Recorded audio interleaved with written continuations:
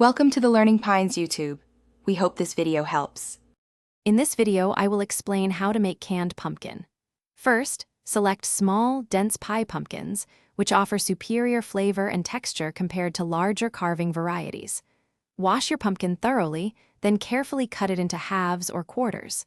Scoop out all the seeds and stringy pulp, ensuring the cavity is clean. This initial preparation is crucial for a high-quality final product. Next, cook your pumpkin.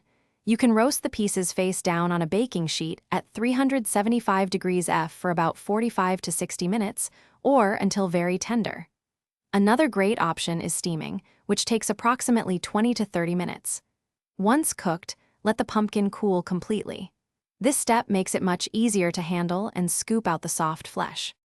Now it's time to create your smooth pumpkin puree.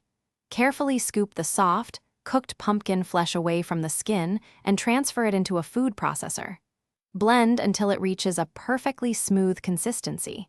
If the puree seems too thick, you can add a tablespoon or two of water to achieve the desired texture. Make sure there are no lumps. For safe long-term storage, you must use a pressure canner for pumpkin puree. Water bath canning is not safe for this low-acid food. Process pint jars for 60 minutes and quart jars for 90 minutes at 11 pounds of pressure.